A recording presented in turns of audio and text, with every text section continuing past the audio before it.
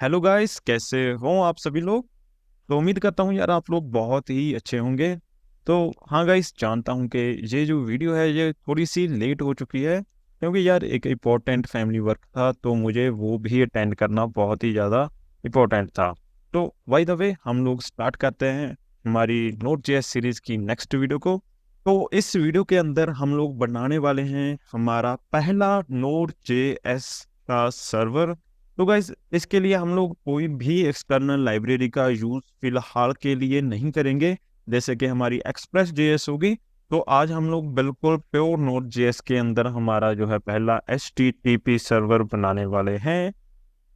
तो express JS के अंदर जंप करने से पहले मैं चाहता हूं कि आपको नोट जेएस के बारे में थोड़ी सी अच्छे से जानकारी हो जाए कि कैसे बिहाइंड द सीन चीज़ें काम करती हैं, कैसे जो है सर्वर्स हम लोग प्योर नोट जेएस के अंदर क्रिएट कर सकते हैं। बिकॉज इस चीज़ की बेसिक अंडरस्टैंडिंग होना बैक एंड डेवलपमेंट में बहुत ही ज़्यादा इम्पोर्टेंट होती है। So without wasting any time हम लोग स्टार्ट करते हैं हमारी कोडिंग। कोड करते करते समझेंगे कि कैसे क्या चीज़ें होती हैं सर्वर के अंदर। तो सबसे पहले आपको क्या करना है कि बैकएंड का प्रोजेक्ट स्टार्ट करने से पहले नोट जेएस के अंदर उसको इनिशियलाइज करना होता है। इनिशियलाइज करने के लिए हम लोग हमारा टर्मिनल ओपन करेंगे और यहाँ पर हम लोग कमांड लिखेंगे npm init। जैसे ही हम लोग इस कमांड को रन करेंगे तो हमारा यहाँ पर पैकेज डॉट जेसन वाली जो है फाइल्स वो आ जाएंगी। आई थिंक मैंने पैकेज डॉट जेसन के बारे में थोड़ा सा बेसिक बताया था। अगर नहीं भी पता तो इसके इस वीडियो के अंदर मैं थोड़ा सा और बता दूंगा। तो अभी हमें हमारी कमांड रन करने के बाद कुछ बेसिक से हमें इंफॉर्मेशन मांगेगा। तो अभी के लिए जस्ट मैं एंटर एंटर एंटर दबा देता हूँ। कोई भी बेसिक जानकारी हम लोग नहीं फिल कर रहे हैं, बिकॉज ये सिर्फ एक टेस्टिंग पर्पज के लिए है। और यहाँ पर आप देख सकते हैं कि यहाँ पर एक फाइल बन चुकी है पैकेज डॉट जेसन। अभी सबसे पहले देखते हैं कि इसके अंदर है क्या चीज़। तो सबसे पहले हमारे जो है प्रोजेक्ट का वो नेम आ जाता है Node.js4, क्योंकि मैंने इस फोल्डर का नेम रखा है और मैंने खुद से कोई भी नेम नहीं रखा। तो हम लोग यहाँ से भी चेंज कर सकते हैं। और यहाँ पर डिस्क्रिप्शन वर्जन और यहाँ पर स्क्रिप्ट का जो है हम लोग खुद की स्क्रिप्ट्स लिख सकते हैं यहाँ पर। और यहाँ पर मैं आपको एक और चीज़ बता देता हूँ कि पैकेज डॉट जेसन किस चीज़ के लिए होता है मेनली। तो बेसिकली जब भी हम आगे जाएंगे तो हम लोग एक्सप्रेस जेएस को इंस्टॉल करेंगे, अलग अलग मॉड्यूल्स और पैकेजेस को इंस्टॉल करेंगे। तो पैकेज डॉट जेसन उस सभी फाइल्स का जो है रिकॉर्ड रखता है कि कौन सा वर्जन यूज़ किया है, कौन कौन से पैकेज यूज़ किए गए हैं इसके अंदर। वो सारी की सारी चीज़ें इसके अंदर ट्रैक रहती हैं। और बेसिकली आप कह सकते हैं कि ये एक मेटा डेटा होता है हमारे प्रोजेक्ट के बारे में। और ये जो स्क्रिप्ट्स वाली चीज़ है ना, ये बहुत ही ज़्यादा अमेजिंग चीज़ है। इसके बारे में मैं आपको थोड़ी देर में बताऊंगा। तो अभी के लिए हम लोग क्रिएट करते हैं हमारी फाइल। तो ये एक अच्छी प्रैक्टिस मानी जाती है कि आप index.js नाम से जो है अपनी बैकएंड की जो है इनिशियल फाइल जो है वो index.js से बनाएं, जिसके अंदर आप लोग सर्वर को इनिशियलाइज करेंगे, सर्वर को स्टार्ट करेंगे। लेकिन अगर आप चाहें तो और भी नाम रख सकते हैं, लाइक मैक्सिमम index.js ही रखते हैं डेवलपर्स।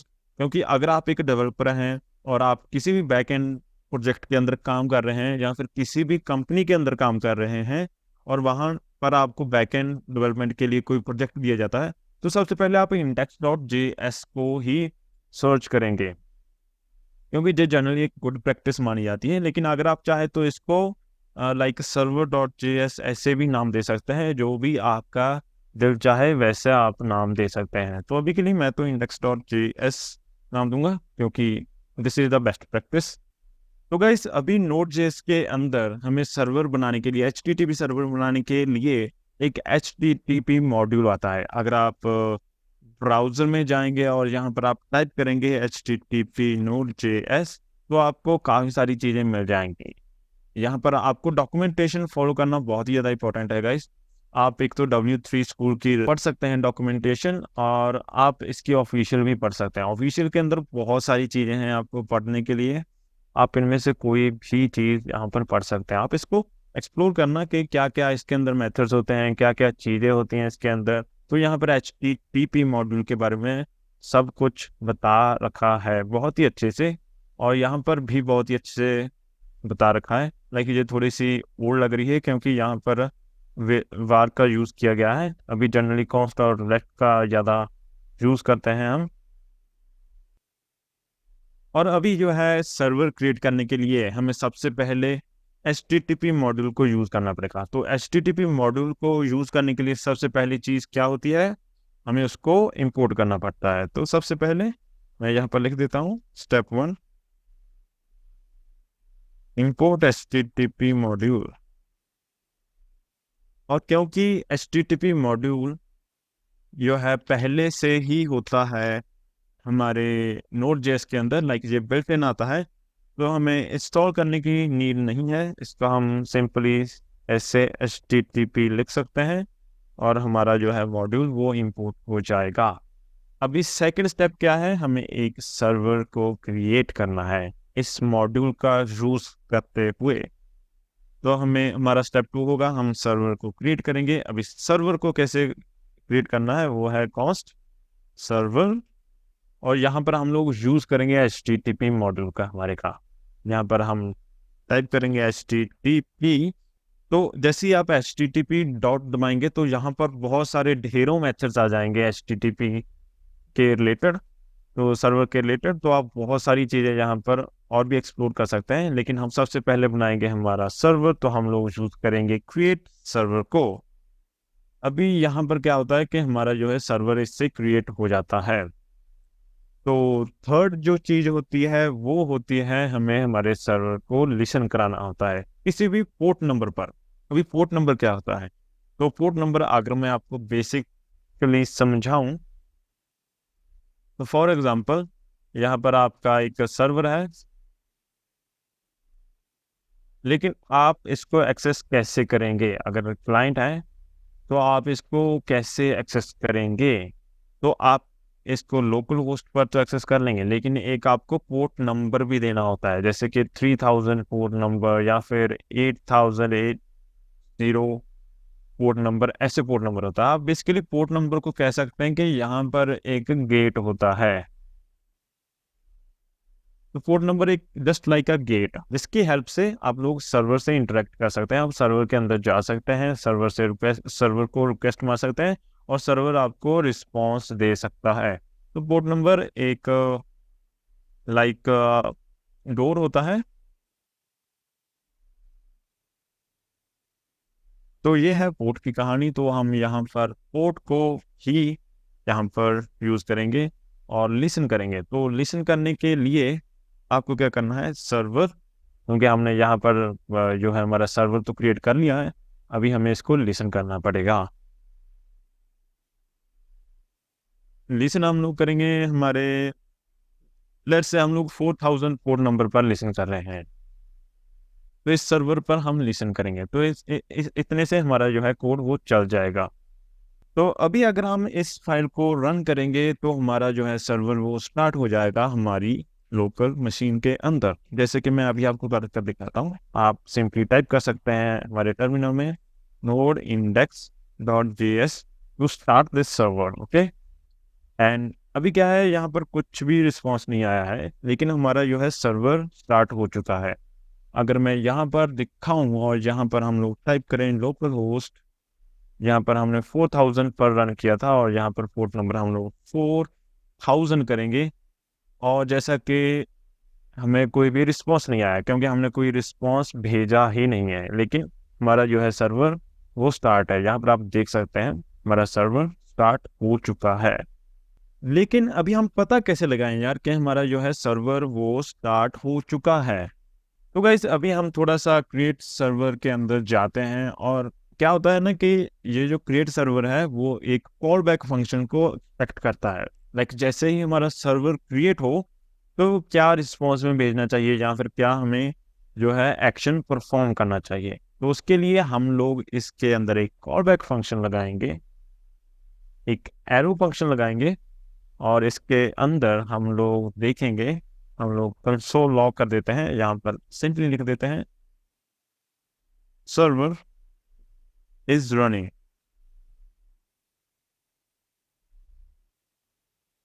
और जैसे ही हम इसको देंगे, और यहाँ पर एक दो पैरामीटर्स होते हैं गाइस, जो इसके अंदर एक कॉल बैक फंक्शन होता है, इसके अंदर दो पैरामीटर्स होते हैं। पहला होता है रिक्वेस्ट एंड दूसरा होता है रिस्पॉन्स। तो जो रिक्वेस्ट होता है, इस ऑब्जेक्ट के अंदर पूरा का पूरा डेटा होता है जो कि सेंडर ने हमें भेजा होता है। लाइक सेंडर का डेटा होता है, जैसे कि उसका आईपी एड्रेस हो गया, या फिर उसने कौन सा डेटा भेजा है हमें, जिसने रिक्वेस्ट की है। लाइक जैसे कि कोई क्लाइंट है और उसने हमें हमारे सर्वर पर रिक्वेस्ट की है, जैसे कि ये एक क्लाइंट है, इसने हमें रिक्वेस्ट भेजी है।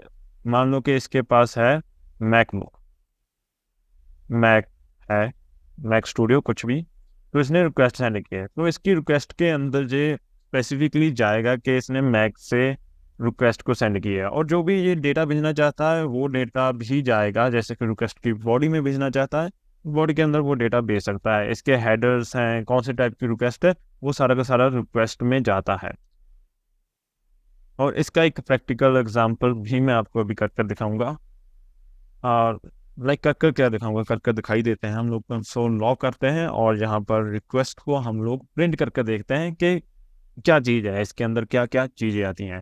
और जो रिस्पॉन्स होता है वो लाइक सर्वर रिस्पॉन्स सेंड करता है। तो वो रिस्पॉन्स के अंदर क्या सेंड करेगा, वो हम लोग रिस्पॉन्स के वेरिएबल के द्वारा बता सकते हैं सर्वर को। जैसे कि ये एक रिस्पॉन्स सेंड करेगा, तो वो क्या सेंड करेगा, लाइक वो एक जेसन फॉर्मेट सेंड करेगा या फिर कोई फाइल सेंड करेगा, वट एवर इट इज। तो हम लोग रिस्पॉन्स वेरिएबल के द्वारा हम लोग वो बता सकते हैं, स्पेसिफाई कर सकते हैं, वो हम लोग सेंड कर सकते हैं क्लाइंट को। एक बार है कि जैसे ही हम लोग इस फाइल को सेव करेंगे तो हमारे सर्वर पर कोई भी चेंजेस अभी रिफ्लेक्ट नहीं होंगे। तो चेंजेस को रिफ्लेक्ट करने के लिए हमें पहले हमारे जो सर्वर अभी रन कर रहा है उसको एक बार रोकना होगा, Ctrl+C दबाकर। तो दोबारा से इसको रन करना होगा, और यहाँ पर हमारा जो है वो सर्वर अभी स्टार्ट हो जाएगा। जैसे ही मैं यहाँ पर रिक्वेस्ट मारूंगा और यहाँ पर आ चुका है सर्वर इज रनिंग। देखिए यहाँ पर सर्वर इज रनिंग आ चुका है, लेकिन अभी भी यहाँ पर जो सिर्फ लोड हो रहा है, यहाँ पर कोई भी रिस्पांस नहीं आ रहा है, क्योंकि हमने रिस्पांस भेजा ही नहीं है। रिस्पांस भेजने के लिए हमें इस वेरिएबल का यूज़ करना पड़ेगा। और एक और चीज़ आप देखेंगे कि यहाँ पर बहुत बहुत सारी इंफॉर्मेशन आ चुकी है। लाइक जो रिक्वेस्ट का ऑब्जेक्ट है वो काफ़ी ज़्यादा बड़ा होता है, तो काफ़ी सारी रिक्वेस्ट आ चुके हैं। तो यहाँ पर काफ़ी सारी लाइक डेटा है, जैसे कि कौन सा आईपी एड्रेस है, किस ब्राउज़र से रिक्वेस्ट सेंड हुई है, एंड बहुत सारी चीज़ें हैं जो आप खुद से एक्सप्लोर करना एक बार सभी चीज़ों को पढ़कर। तो जैसा कि हमारा जो है सर्वर है वो अभी भी लोड हो रहा है लगातार, क्योंकि हमने रिस्पॉन्स सेंड नहीं किया। रिस्पॉन्स सेंड करने के लिए हमें रिस्पॉन्स वेरिएबल का यूज़ करना पड़ेगा। तो फॉर एग्जाम्पल यहाँ पर रिस्पॉन्स डॉट एंड कर देते हैं, हम लोग को एंड करेंगे with uh response.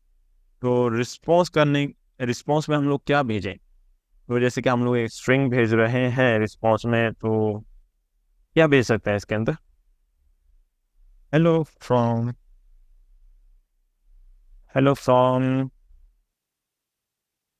My first server. मैं चाहता हूँ जैसे ही हम इसको रन करें तो यहाँ पर हेलो फ्रॉम फर्स्ट सर्वर लिखा आ जाए। तो अभी इसको सेव करेंगे, एक बार हमें दोबारा से इसको रन करना पड़ेगा इसको रोक कर, ताकि हमारे चेंजेस जो है रिफ्लेक्ट हो पाए। तो बार बार इसको दोबारा से री रन करने की जगह पर हम लोग कुछ और चीज़ें भी कर सकते हैं, वो भी मैं आपको बताऊंगा होपफुली नेक्स्ट वीडियो में। अगर हो सका तो इस वीडियो में भी बता देंगे, लेकिन आई थिंक ये वीडियो काफ़ी लंबी ना हो जाए, तो शायद नेक्स्ट वीडियो में ही बताऊंगा मैं। तो अगर यहाँ पर मैं अभी इसको रिफ्रेश करूँगा तो यहाँ पर आ चुका है हेलो फ्रॉम माई सर्वर। तो आप देख सकते हैं कि यहाँ पर सर्वर इज रनिंग और रिक्वेस्ट जो है यहाँ पर प्रिंट हो चुका है। तो यहाँ पर रिक्वेस्ट के अंदर बहुत सारा डेटा है, अगर आप चाहें तो आप इसको अपने बेनिफिट के लिए यूज़ कर सकते हैं। Like most of the time हम करते ही हैं। फॉर एग्जांपल अगर हमें इसका यूआरएल पता करना है कि कौन से यूआरएल पर रिक्वेस्ट आई है, तो यहाँ पर यूआरएल हम लोग स्पेसिफाई कर सकते हैं। लाइक मैं यहाँ पर थोड़ा सा और लिख देता हूँ, रिक्वेस्टेड यूआरएल फ्रॉम क्लाइंट। तो अभी देखते हैं कि यहाँ पर क्या चेंजेस होंगे। तो मैं सर्वर को एक बार स्टॉप करूँगा और दोबारा से रीरन करूँगा।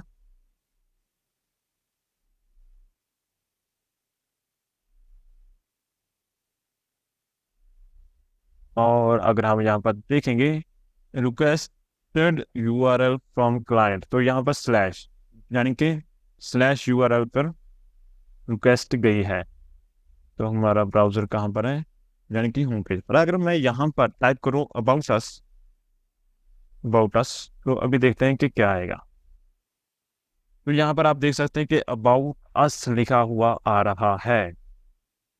तो आप लोग देख सकते हैं कि कैसे हम लोग यूआरएल्स को भी यहाँ पर कैसे कैप्चर कर सकते हैं। अभी इसका मैं आपको प्रैक्टिकल एग्जांपल दिखाता हूँ कि कैसे आप यूआरएल को कंडीशनल बेस पर आप कैसे रिस्पॉन्स भेज सकते हैं, वो आप इम्प्लीमेंट कर सकते हैं इन प्योर नोड JS। तो मैं अभी इसको हटाऊंगा और यहाँ पर मैं लिखूंगा अब इफ एल्स कंडीशन की हेल्प से, लाइक रिक्वेस्ट डॉट यूआरएल। अगर इसकी रिक्वेस्ट जो है वो स्लैश पर आई है, यानी कि होम पेज पर आई है, तो यहाँ पर हम लोग रिस्पॉन्स में सेंड कर देंगे welcome to our home page.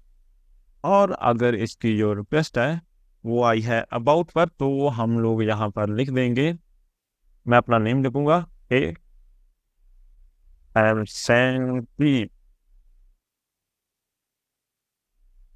और और क्या लिख सकते हैं हम लोग, okay contact me at,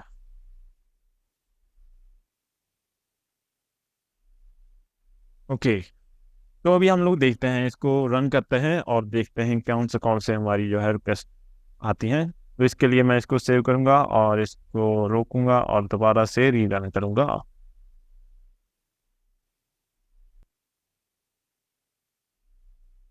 okay, तो गाइस यहाँ पर एक प्रॉब्लम आ चुकी है कि यहाँ पर हम लोग रिस्पॉन्स डॉट एंड करने के बाद यहाँ पर एक और रिस्पॉन्स डॉट एंड कर रहे हैं।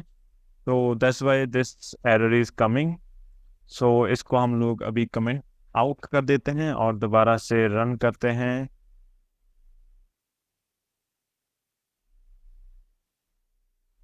और देखते हैं कैसे हमारा जो है सर्वर वर्क कर रहा है। तो यहाँ पर हम लोग होम पेज आएंगे, welcome to home page. Then हम लोग जाएंगे अबाउट पर, यस माय नेम। एंड अभी हम लोग जाएंगे कॉन्टेक्ट पर, तो यहाँ पर आ चुका है। तो जैसा कि आप देख सकते हैं कि हम लोग कंडीशनली रिस्पॉन्स को सेंड कर सकते हैं इससे। तो यहाँ पर रिक्वेस्ट की जो भी है बहुत ही ज़्यादा पावर है, अगेन रिस्पॉन्स की बहुत ज़्यादा पावर है, लेकिन रिक्वेस्ट का हम लोग यूज़ बहुत ही अच्छे से कर सकते हैं अगर हम चाहें। तो रिक्वेस्ट के अंदर और भी बहुत सारे मेथड्स हैं, अगर आप देखें तो यहाँ पर कंस्ट्रक्ट, डिस्ट्रॉय, क्लोज, तो बहुत ही कुछ है। फिल्टर, हेडर्स हेडर्स वगैरह भी हैं यहाँ पर।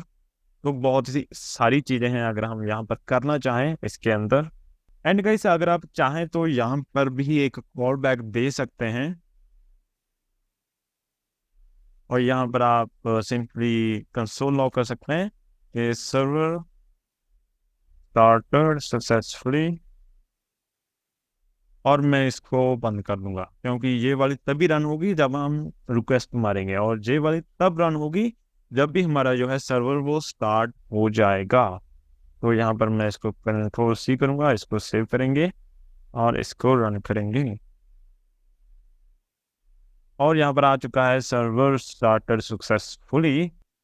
और एक और गाइस, आपने बहुत सारी एपीआईज के अंदर देखा होगा कि आपको जो है डेटा जो है वो जेसन फॉर्मेट में मिलता है। जैसे कि dummy.json पर हम लोग जाएंगे तो यहाँ पर जो है हमें डेटा जेसन फॉर्मेट में मिल रहा है। तो अगर हम चाहें कि हमारा सर्वर वो जेसन फॉर्मेट में सेंड करे तो वो कैसे कर सकते हैं, उसके बारे में भी हम थोड़ा सा देख लेते हैं।